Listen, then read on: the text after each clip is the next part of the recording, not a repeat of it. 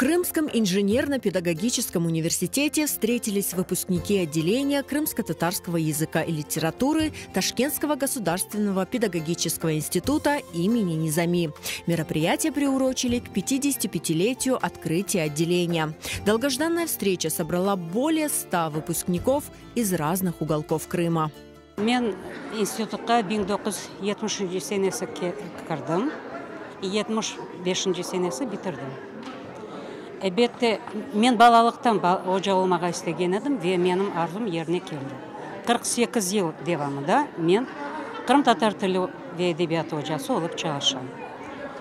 Әбетте, институтта алған білгілеріміз бізге пек керек oldu. Мен минетдарым анда çalışқан ожаларға.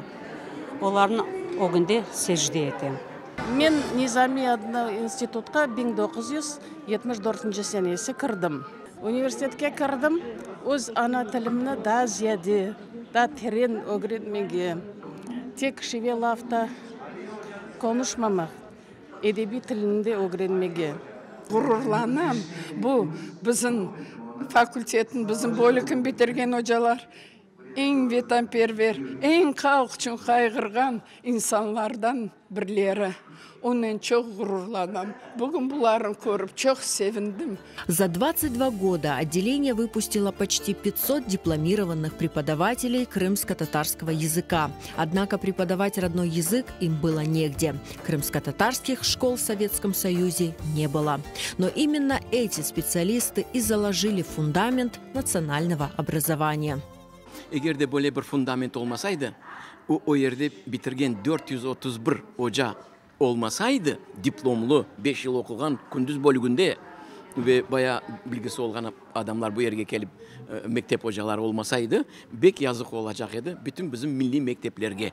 Çünkü bu milli mektepler havadan düşmüyor. Onlar açılganda onun içinde esas hoca ve o yerde bitirgen hocalar bugün de bek de televizyondan başlayıp bilmem radyolarda, gazetelerde, jurnallarda çalışalar.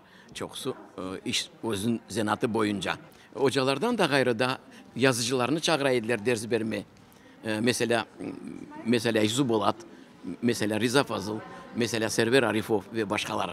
Отделение крымско-татарского языка и литературы было открыто в Ташкентском пединституте в 1968 году. Это было важным событием для всего народа. İşte bizni sürgün etkeninden son 44 senesinden son haber algandan sonra yani Taşkent Devlet Pedagogika İnstitutu'nda Nizami adında Kırım Tatar Dili ve Edebiyatı bölüğü açılacak ve o yerde ali malumatlı mütehassıslar hazırlanacak. Tarih Filologiya Fakülteti var idi, onun erkeninde açıldı. Evet, eşitkenler geldiler, verdiler ve 5 yıl devamında pek ısrarlı çalıştılar. Can kuydurup çalıştılar.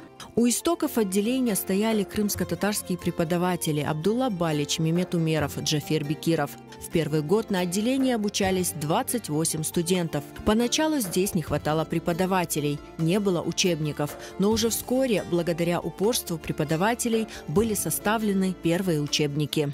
1968 senesi açılgan bölük, 1990 senesi üniversitenin kararının kapatıldı deyip ilan edildi. Çünkü Ahmetcik'e avuşkan zaman geldi. 90 senesi SGU'da Frunze adına Simferopol Devlet Üniversitesi'nde endi bölük açılgan idi. Rahmetli Cafer hocamız olar yetekçilerinden olar yaptılar bu şeyini.